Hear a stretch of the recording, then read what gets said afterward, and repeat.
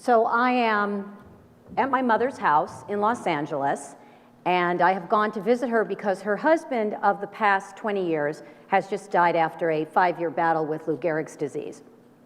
And I'm sleeping upstairs in the bedroom I grew up in. It's early in the morning, the phone rings, and I've been in a, as you can imagine, a very deep and disturbed sleep.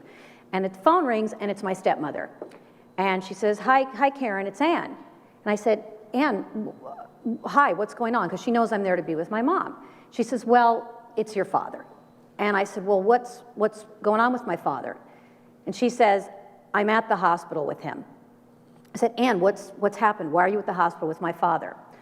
Well, he was sitting at the dining room table, at the breakfast table, and I heard a thump, and I came in, and he was slumped over the table. And I said, Ann, what's going on? Is he okay? She says, well, I'm at the hospital, and I'm sitting by his bed, and I'm holding his hand.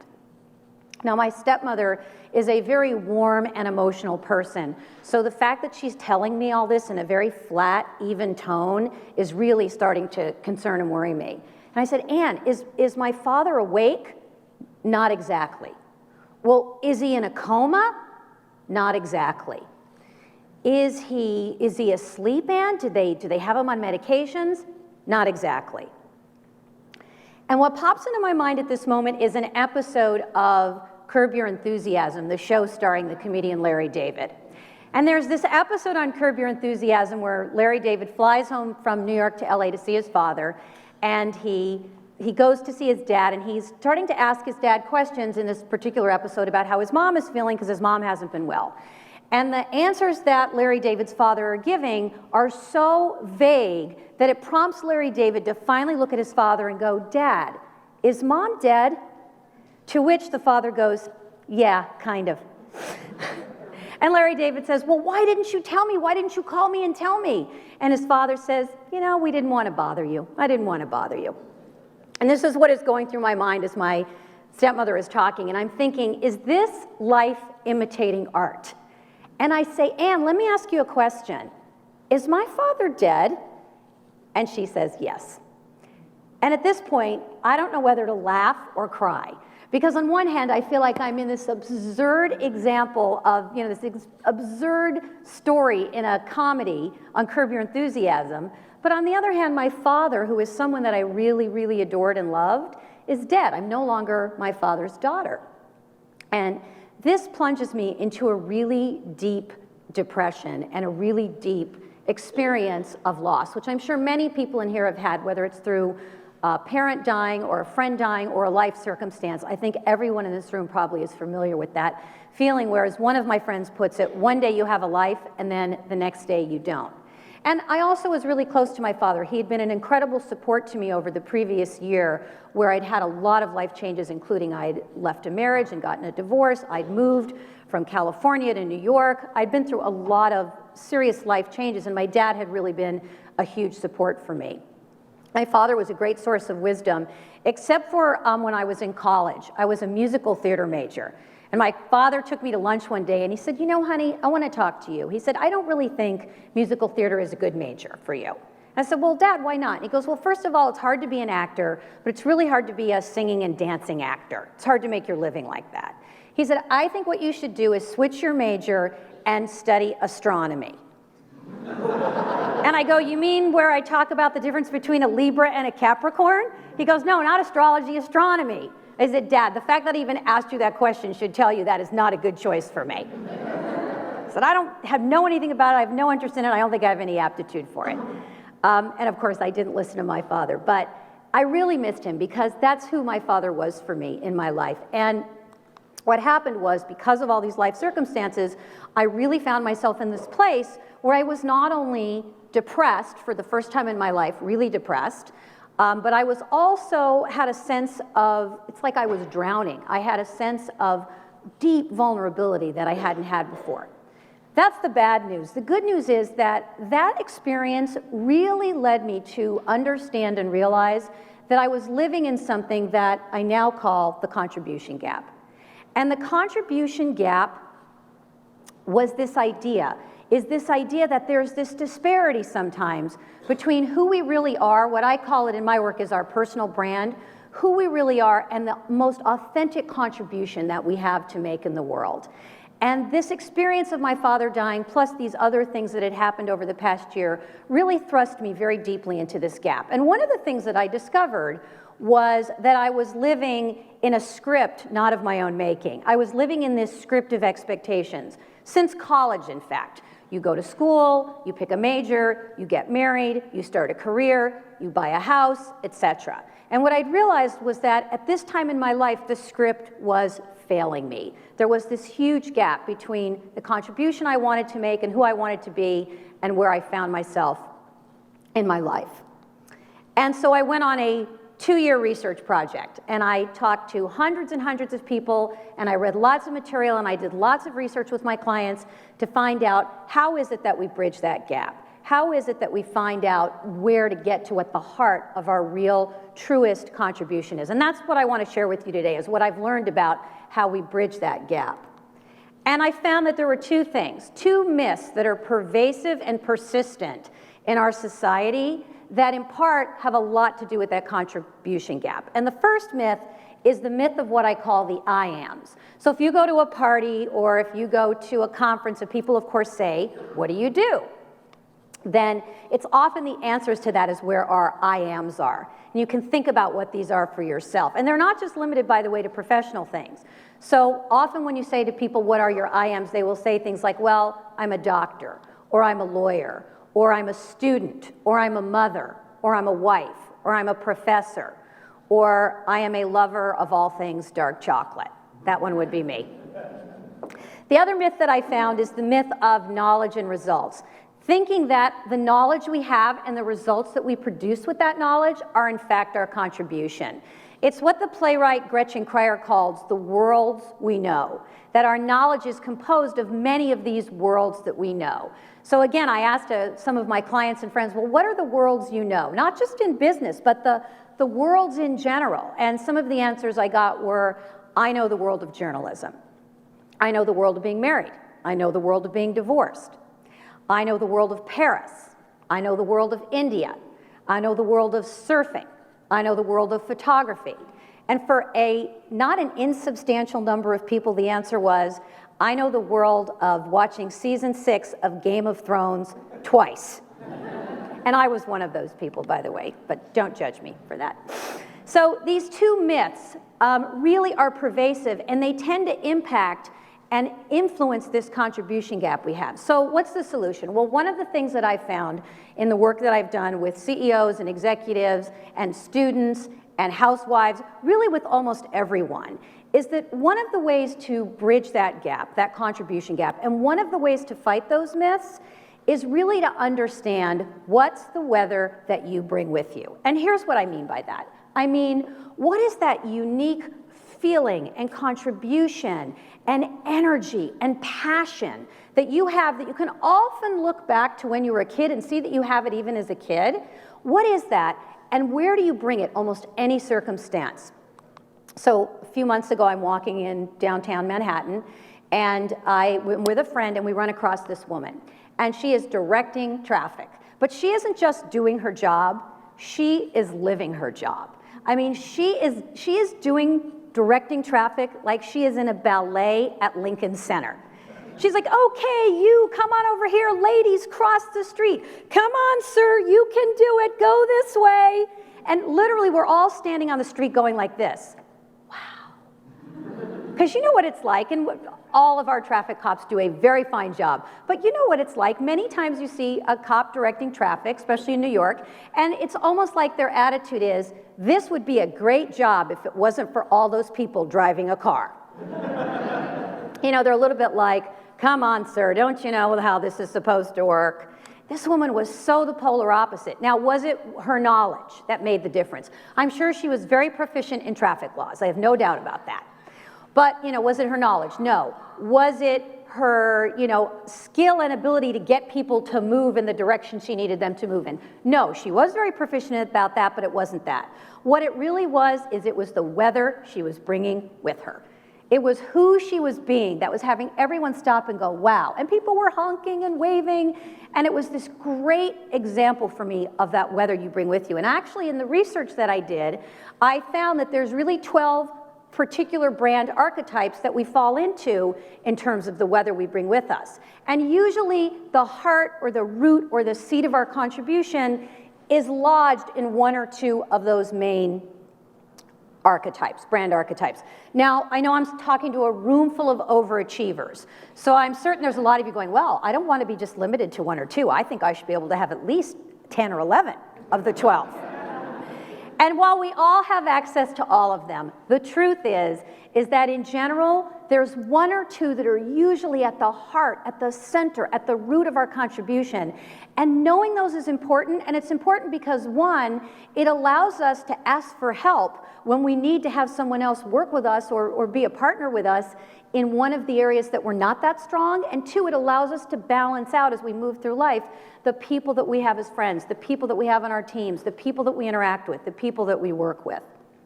So I want to give you a sense very quickly of the 12.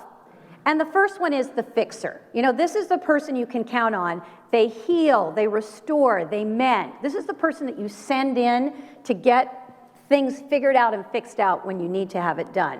And as I'm going through these, really think about where you fit in, but you'll also probably start to think about people who you know, and they'll start to pop into your head.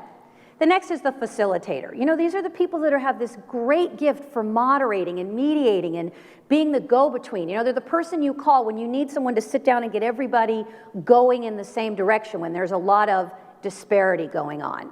There's the storytellers. And these are the people who are our narrators and our actors and our minstrels. And they can be storytelling in dance or in song or in writing or orally, but they're the people that really are the ones that bring forth this kind of storytelling.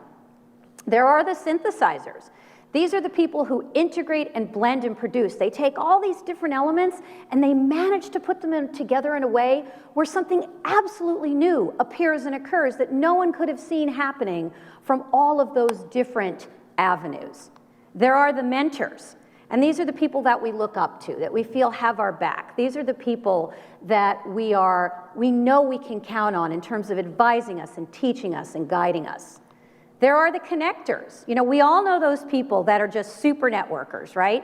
They'll say, hey, you should talk to such and such because I think the two of you should know each other because he's doing this and you're doing that. And that's what they'll just do all day long. Their whole world is about making those connections and those coordinations and that networking.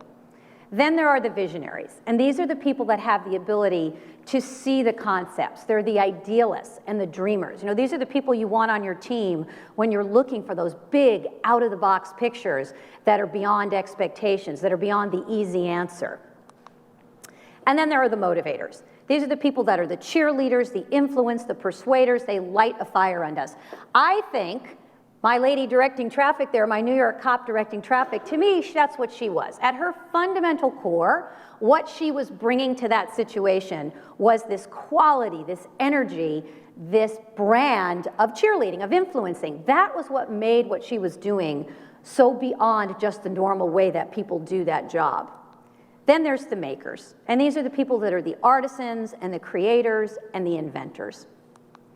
And the advocates, we all know some of these. These are the people that are the activists and the campaigners and the champions. So these are the people that you invite them to dinner, and it doesn't matter that it's a dinner party, they will be championing and advocating for whatever it is that they believe in. There are the implementers. And these people are the achievers, the administrators, the executors. These are the people that, as other people say about them, give them that job, they know how to get something done. That's who the implementers are. And then there are the interpreters. And these are the people that translate and transform and change. They take different elements and they transform and they change them into something completely new. And it's not that those 12 brand archetypes are the only way we can contribute. But in my research, what I found is that really at the heart of people's contribution is this sense of something that's been with them since they're children that they can look back and go, yes, that's me. That's what I bring to the party. That's the weather I bring with me.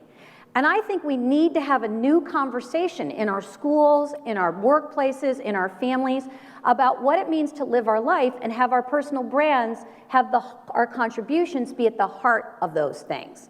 So how do you do that? Well, the first thing is to realize what gets in the way of that. And one of the big things that gets in the way of that is FOMO, the fear of missing out. Do you know, and so many of us today, we live a life where we're so connected with social media that it always looks like someone is having a better life than us, doesn't it? Right? There's that person on Instagram that we go, wow, their life just looks so good. How come mine doesn't look like that? Right? Or there's that person who's posting pictures of their food on Pinterest and we're going, how come my pictures of food on Pinterest aren't getting as many hits as the bacon-wrapped grilled cheese sandwich? That's not fair. You know, we're sitting there on our mobile devices going, we're sitting there working on our mobile devices looking at all the social media and saying, wow, instead of being in my pajamas right now, I should be at the Adele concert, like all these other people. Or, how come the Kardashians never retweet me? Or, I want to be the mother of dragons. You know, it's whatever. That's a Game of Thrones joke for those of you that don't know Game of Thrones. So it's this thing that's been happening. And this sounds kind of innocuous, but I will tell you that part of what I found in the research is this is having an incredibly damaging and dampening effect on our sense of contribution as individuals, because we're so used to comparing our contribution to everyone else that we think it has to be some big, gigantic, major thing. And what it's creating for a lot of people is a sense of emptiness, a sense of that what they have to bring to something isn't as important, doesn't matter as much, when in fact it does. And the problem with this is that it has us avoid making mistakes and taking risks. And what my research showed was that the people that make the greatest contribution, regardless of their job, regardless of their knowledge, regardless of what they do, regardless of what their role is that the people that make the greatest contribution are willing to take risks and they are willing to make mistakes and then learn from those mistakes. And so this FOMO, this fear of missing out in part, is what keeps us from doing that. And I will be really honest and tell you that for myself, one of the things that happened in this transformation that I went through out of my father dying and getting divorced and some other things that happened in that year was that I realized how much I was living in that fear of missing out. I was living in that expectation of the script. And I started to practice what my friend Lynette calls JOMO, or the joy of missing out. Right? I started to practice this. I was so intent on doing this that it almost became, and still is, like a spiritual practice for me. It's really this idea of saying no to the things that I think I should do because they're expected of me, or saying no, or just because they're expected of me, or saying no to things because I want to look as good as other people. You know how we all want to look good like other people? We don't want to look worse than other people, and we don't want to be seen as less than. That's true for everyone. And instead, I started to practice, what are the things that give me the greatest joy? What are the things that I feel are in line with my truest contribution? And I'll be honest with you, about 5 times a day I fail at this. But there's another 20 times a day I'm successful at it. And so it isn't about being perfect, but it is about practicing this joy of missing out. So I have a contribution challenge for you, and here is my contribution challenge. For the next period of time, today, tomorrow, think back on your life and ask yourself, what is the weather that I bring with me? And if you don't know, ask one of your parents or friends or somebody who's close to you, because I promise you they will know. What is the weather that you bring with you? And then for a period of 1 week, just 1 week, practice the joy of missing out. Avoid the fear of missing out and practice the joy of missing out. Because a lot of what contributes to the contribution gap is that we're going for the things that are in the fear of missing out, and rather than going for the things that are in the joy of missing out, rather than going for those things that are part of our greatest contribution. So for a week, just try practicing this joy of missing out. Say yes to the people, the places, the things that you find really not only make your heart sing, but give you that sense of where you know you have your greatest contribution to make.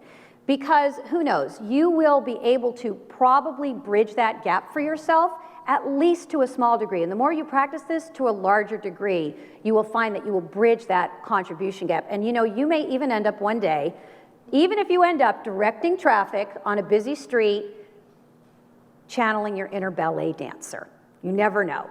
But it's really not about what you're doing, it's about doing it with that sense of the weather that you bring with you. So in closing, I'd like to give you a summation of the things that I've learned over the last 2 years of doing this research. And I'd also like to tell you what I've learned in the history, because this really parallels in the history of the research I've done over 25 years as a branding strategist. I even have written a book about this. And there's 3 things that I'd like to leave you with. And the first is, it's not what you know, it's knowing what's important. If you remember that, that is one of the things that can powerfully help close that gap. And the second thing is, it's not the script that you follow, it's the script that you write. And the third one is, it's not the weather that you find, it's the weather that you bring with you. Thank you very much.